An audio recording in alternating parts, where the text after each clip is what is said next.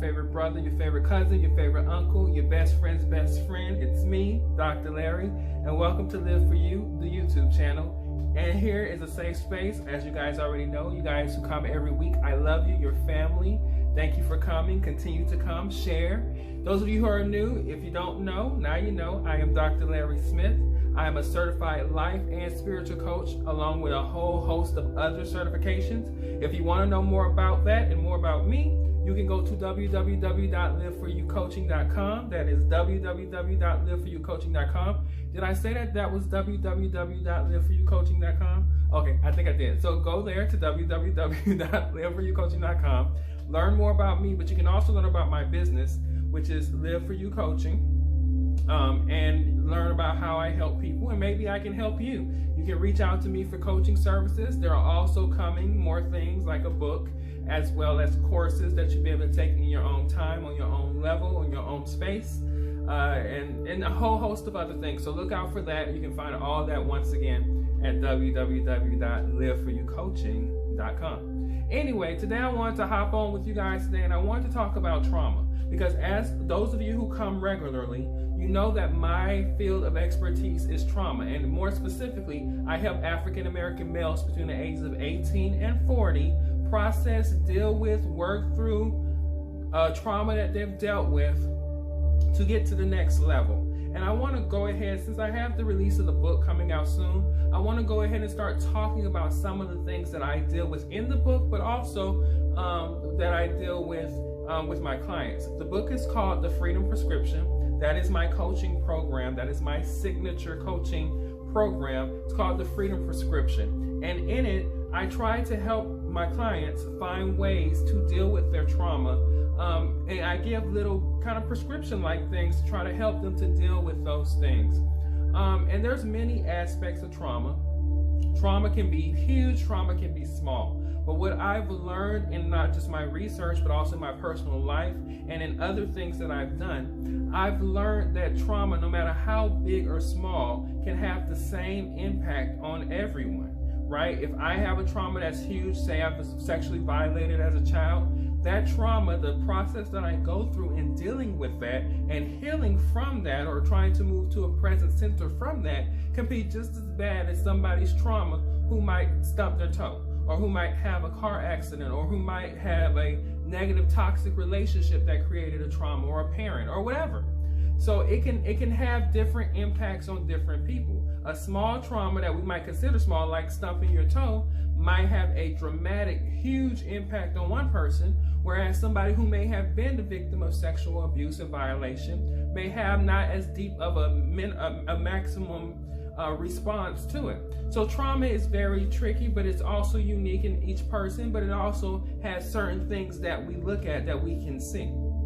And so when I talk about trauma, I'm talking about the gambit of it all, and how we process it and how we get to that place of just dealing with it. And I've met many people who've come with their different traumas. I've also met many people, and this was once myself at one particular time, met many people who live through and in and act out their trauma on everybody they meet. You all have a friend, a family member, someone in your life, or someone you meet casually on the streets you've met who seems to be just kind of defensive, aggressive, difficult to deal with, hard, sad, depressed. I mean, the list goes on and on, some of the symptoms of people who are dealing with traumatic mind.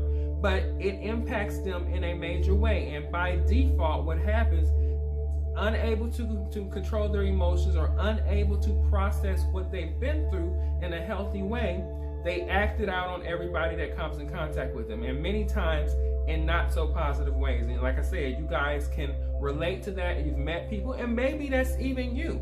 And there is no shade or shame on that. I don't want to make that out to be something that I'm putting down, because I feel like we all go through a healing journey. We all go through our processes of different things. And so therefore, I can't condemn somebody who is in that moment, living through that moment, just because. That's not my place to do. My place is to get them from that place into a healthy place, in a present place, present-minded, holistic, happy, life, living life on their terms, by their choice. And so in order to get them there, I can't condemn them for being where they are, because we've all been there. I certainly can sympathize and empathize and understand the experience and the everything you're going through. I've been there. So trust me, I know.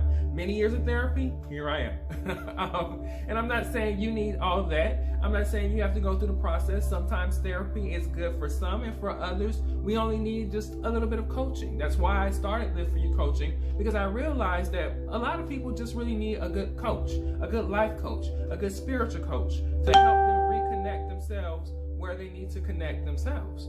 And so once I learned that, I realized that maybe I can be that help or that assistant for somebody.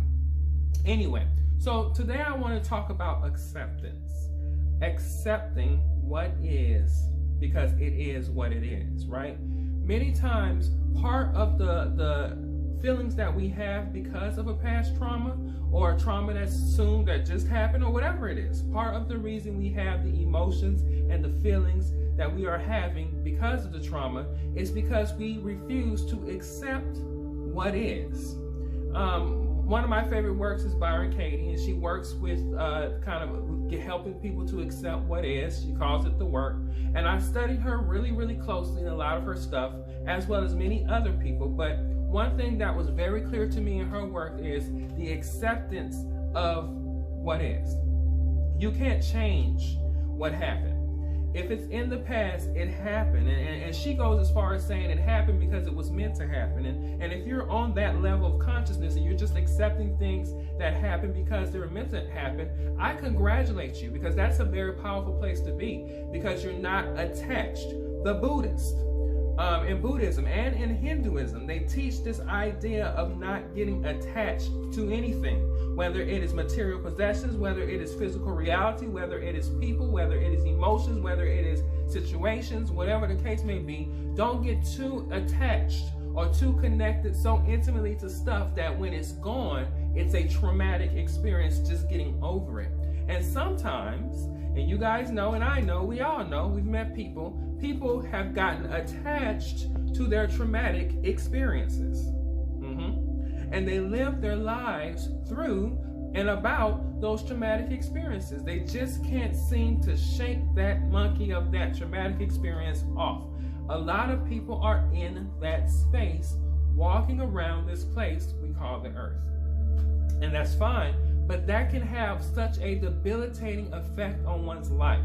When you're not able to just move forward, when you're not able to release that toxicity and that negativity, you tend to act out in ways. You tend to put yourself in situations you don't need to be. Some people turn to drug addictions and sex addictions and food addictions and money spending addictions and other addictions, work addictions, in order to try not to process and deal with or accept what is. And the goal is, at some point in life, you have to come to terms with what is. Because there are many things in life that you're going to experience, that you're going to see, that you're going to witness, that are not going to be anything you have any control over. You can look out there into the world and you can see things that way. You can look online and you can see things that are just far beyond any control that you have as a person.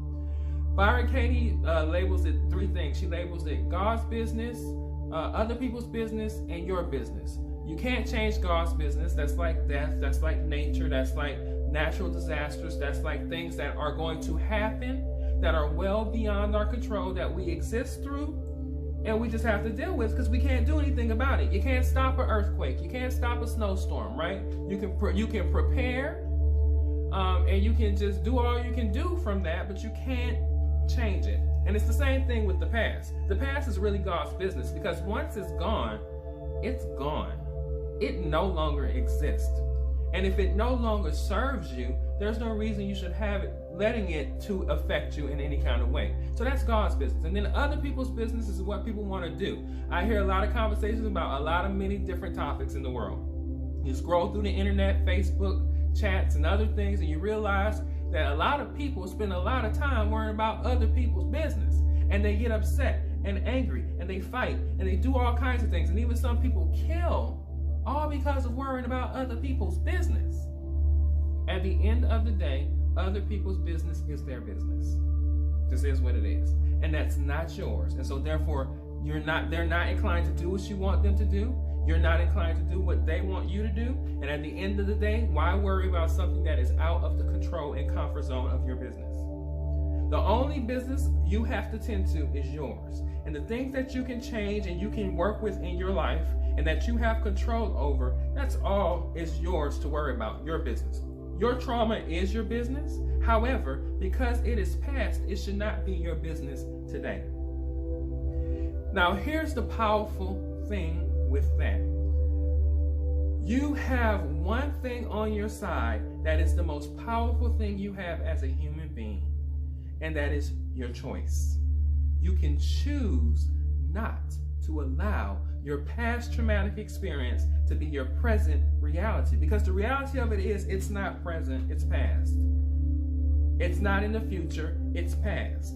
The only thing that is making it feel as though it is present is your thinking and your choice on how you perceive it and how you choose to think about it. So you have your choice. Now, I know a lot of people, I know my naysayers, sometimes like, no, but it hurts me and this, but you still have the choice and you're choosing to allow it to hurt you. So now you're no longer a victim because you're making a choice to re-victimize yourself. I know people who have been through traumatic experiences with people like sexual violations or assaults or any kind of things, and the people that they are angry with or the people they're holding the feelings about are no longer even physically present on the earth. But they're angry and they're mad and they deserve what they should get. They should get retaliation. How can you get retaliation on someone who's no more physically present on this planet than air? Right? So you have to be able to say, there comes a time where I realize that I am choosing the path of my life and my experiences based on what I am choosing to think. So you have to learn to accept that what happened is, but you also have to say, I will not allow it to be something that impacts me today. You have a choice, and that is a powerful, powerful, powerful thing, because that means you're in control of what you feel, you're in control of what you experience, and you're choosing to have peace around this situation. You're choosing to reconnect to the present and enjoy life, because yes, that happened. Yes, you had that traumatic experience, and no one's denying it, nor even telling you to forget about it. Because some people say, just forget about it and move on. I would never say that. I believe in remembering our histories. You guys all know I'm also a historian. You guys all know I love going and researching and looking at the past and trying to use it to understand the present. But let's be clear. My quest of the past is only to understand the present. And so that goes with my traumatic experiences and things I have been through. I'm not using them to determine who I am today. To determine who I was. I'm using them to determine who I will be and who I choose to be and today and want to be tomorrow, to see how far I've gone and grown. So my past is just for that. So don't allow the traumatic experience to hurt you today, because it becomes your fault after a while. And you have to accept that that is what is. Accepting what is just something you have to do. It's not always easy, but it is the best path to healing from a past trauma. When you accept that what happened, happened. You can't change it. You won't change it. But today, you can live the fullness, most excited, most happiest, most healthiest, most whole life that you have today. Today, you have a choice not to put yourselves in environments that might be dangerous to you. Today, you have a choice not to put yourself in a state of mind that's going to hurt you for the long haul. Today, you have a choice to keep your children. If you have had a childhood trauma, you have a choice to not put your children in those types of situations, because you have a history of knowing what that feels like and how to carry that burden. And you don't want to put your kids through that type of torment. So you have a choice. So your choice is very powerful. Accepting what is very powerful. Don't take this as not having sympathy. Yes, we get it. We understand. We've been through it. But in order for us to grow, it starts today. You don't plant seeds in the future. You plant seeds now for the better future. You don't go back and uproot seeds out of your garden that already grew and cultivated into something. You plant new seeds when you want new fruit. So start today accepting what is, accepting your choice to have the experience that you want, and to get your thinking in line with the life that you choose, because that is your choice, to have a life of your choosing. But it first starts with accepting what is, choosing to think what you want to think, so that you can have the experience that you want to have. I promise you, if you do that, life will be great. I know personally. But if there's any other help you need, go to www.liveforyoucoaching.com. I also recommend therapists if that need is that great. But I want you to heal. I want you to be present, and I want you to live today and love today. All right? And love yourself today. Like I love you. I love y'all. I love all of y'all. Everybody who follows me, who comes here, I love you all, your family. Hopefully I see you here at the same place next week where we have us another conversation. Look forward to many things from the Live For You Holdings universe. And from me, more of these here. You'll see a lot more. We have a lot of things going on this month, so check all of the videos out. If you're not a subscriber, go ahead and subscribe to the channel. Like the videos, share the videos. Follow me on social media at Dr. Larry Smith on Instagram and on Facebook. And like I always say in every video, I will see you all right.